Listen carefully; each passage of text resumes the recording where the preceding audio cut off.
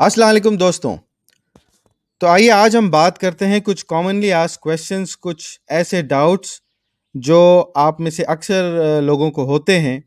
तो आज ऐसे ही कुछ सवालों के जवाब देने की कोशिश करता हूं और ये भी कोशिश करता हूं कि आपके डाउट्स उन जवाबों से क्लियर हों, क्योंकि हो सकता है कि कुछ जवाबों से आपके डाउट्स और बढ़ जाएं। लेकिन आइए आगे बढ़ते हैं और देखते हैं क्या वो सवाल है।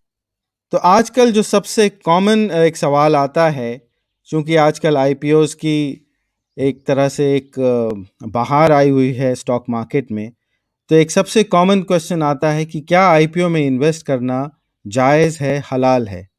मुझे नहीं पता इस सवाल के पीछे बेसिस क्या है, मगर इसके रीज़न मुझे नहीं समझ में आया कि लोगों को इस पे डाउट क्यों है।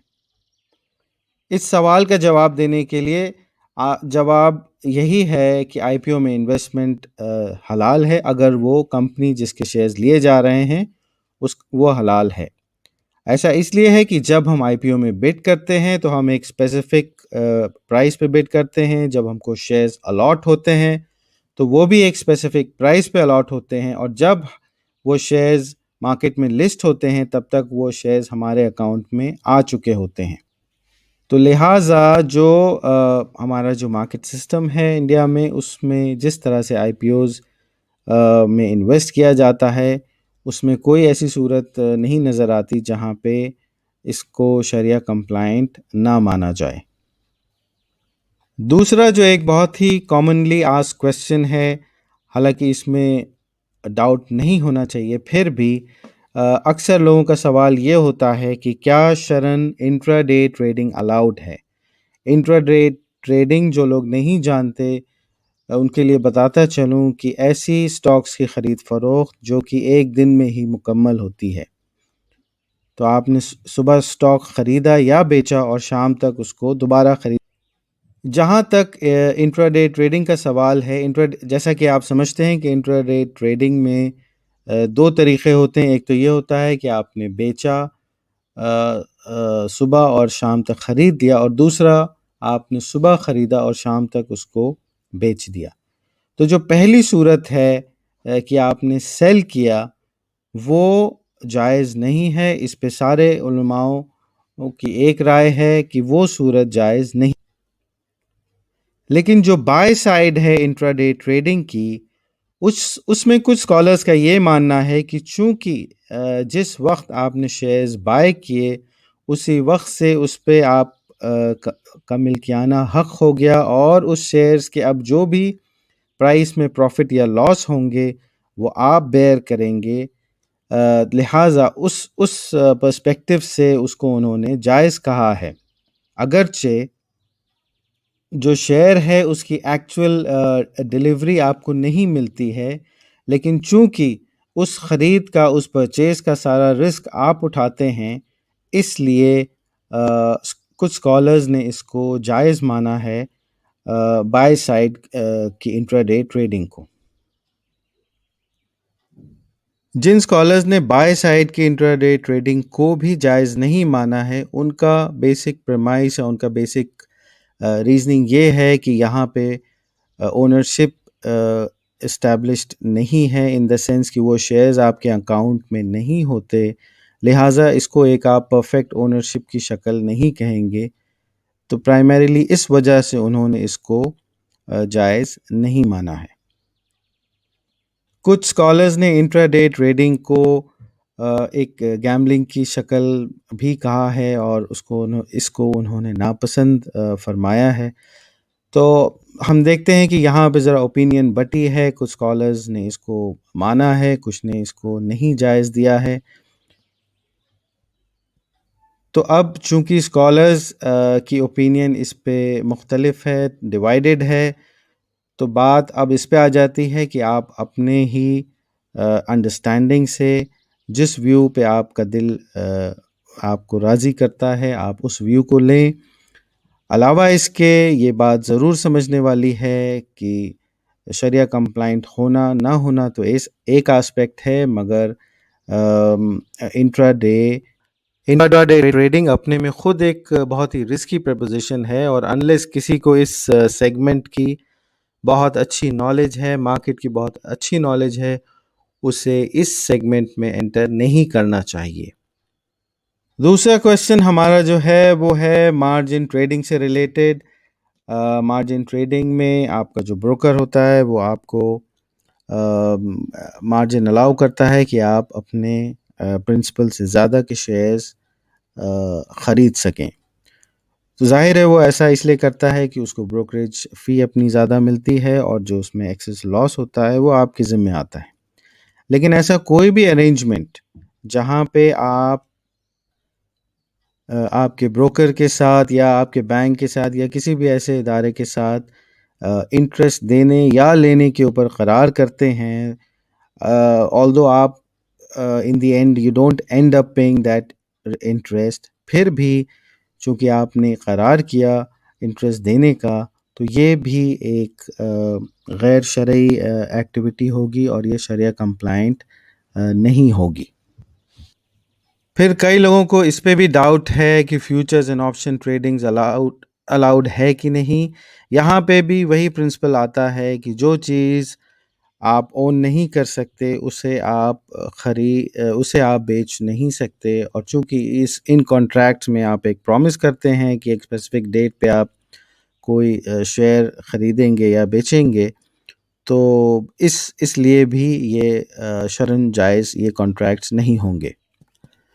آپ میں سے کچھ لوگوں کے سوال اس ضمن میں بھی ہوتے ہیں کہ یہ جو ریشیوز ہیں اسٹاک اسکریننگ کہ ان کا کیا بیسس ہے اور یہ کہاں سے ڈرائیو کیے ہیں۔ جیسا میں نے اپنے ویڈیوز میں کئی دفعہ پہلے بھی کہا ہے کہ قرآن اور سنت کی روشنی میں ایسا کوئی اسپیسیفک کرائیٹیریا ڈیفائن نہیں ہے، کیونکہ شیئر مارکیٹ ایک بڑا ریسنٹ فینومنا ہے، اور جس وقت اسلام قائم ہوا اس وقت یہ چیزیں نہیں تھیں۔